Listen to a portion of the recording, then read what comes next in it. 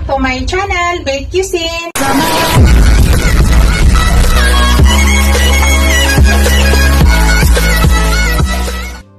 Hello guys! Today's video guys, magluluto tayo ng shrimp with cheese.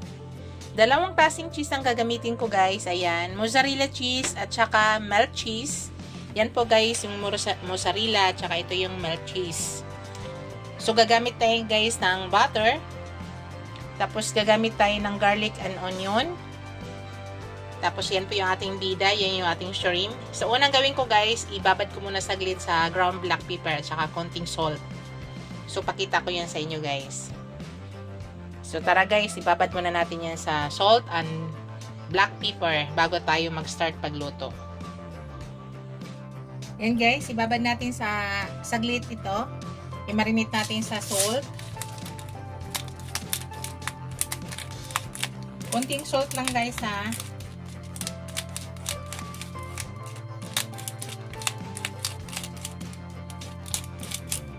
Yan, gamit ko Himalaya salt, tapos ground black pepper.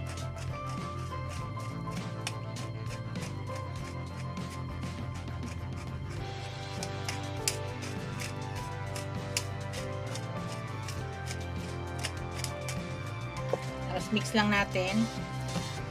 Para maalis lang yung lansa guys. Bago tayo mag-start magluto. Yan, tinanggalan ko na pala to ng head at saka balat. Yan, yung shell niya. So, nakaganyan siya guys. Yan po yung ginawa ko. Nagdagan ko pa ng ground black pepper.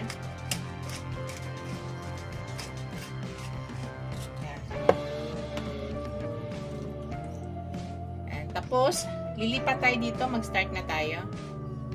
Maglagay na tayo ng butter, guys.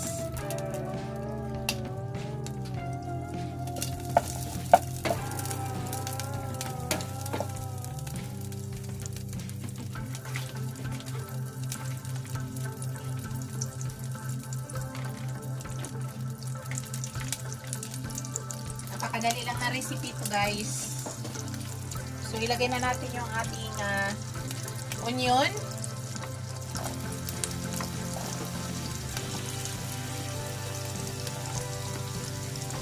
Kailangan maluto muna yung onion guys.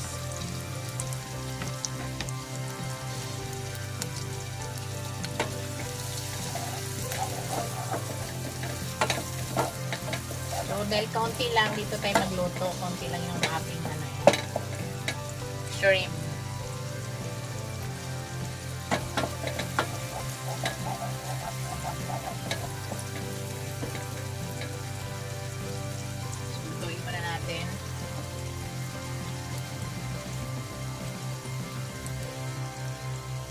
Sunod guys, ilagay na natin yung guys, ang ating garlic.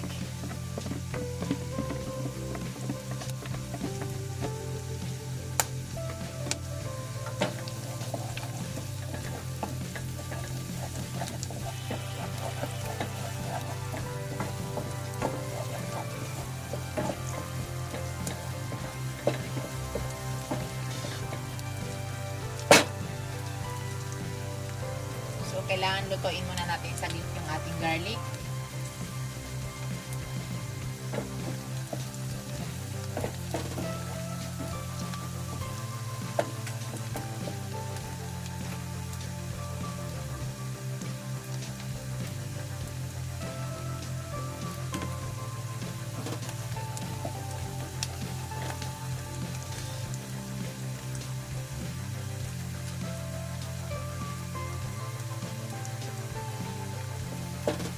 Huwag niyo sunugin ng garlic guys ha.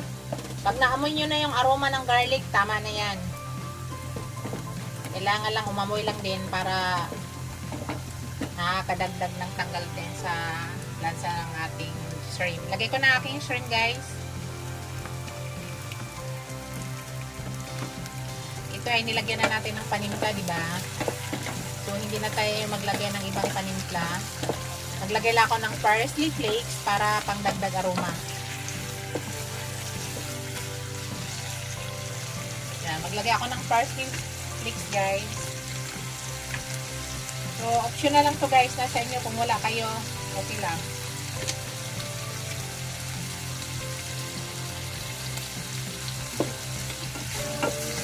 Dahil kumpleto ang seasoning ko, maglagay tayo para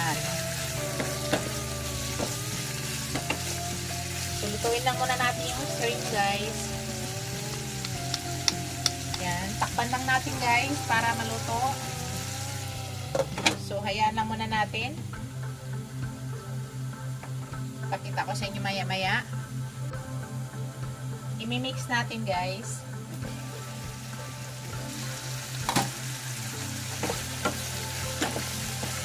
Ang ginagawa natin, niluluto lang muna natin yung shrimp.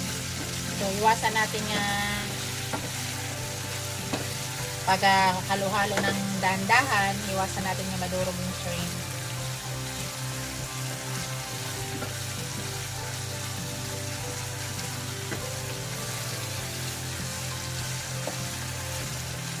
So, takpan ulit natin. Lutuin lang natin yung shrimp guys. Yan lang yung ginagawa natin dahil niluluto yung shrimp. So, pakita ko sa inyo maya-maya. Check natin guys.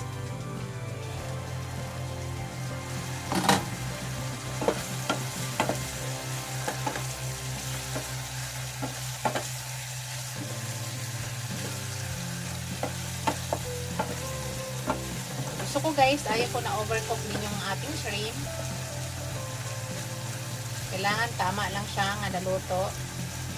So dyan guys, ilagay na natin yung cheese. Dalawang klaseng cheese. Ay, milk cheese.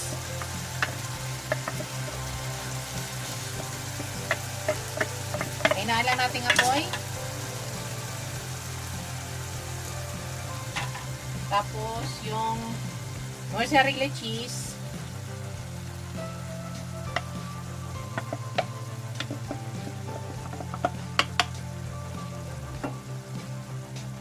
Tapos takpan na natin para mag-melt. Yan, hayaan lang muna natin yan guys hanggang mag-melt siya. So mahina lang po yung apoy. Shout out sa aking mga channel members, sa aking mga subscribers, viewers, silent viewers. Maraming salamat guys sa walang sawang suporta sa aking channel. Thank you so much. Shout out pala sa aking asawa nga nasa Yanbo. Hello daddy. I miss you daddy. Yan. So yan guys oh. Kita nyo.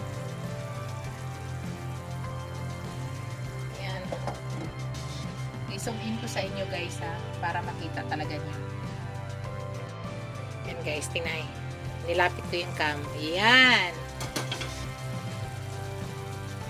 Luto na yan guys. Yan na yung ating shrimp with cheese. Thank you for watching guys. Don't forget to like, comment, share, and subscribe to my channel. See you in my next video guys. God bless us all. Bye!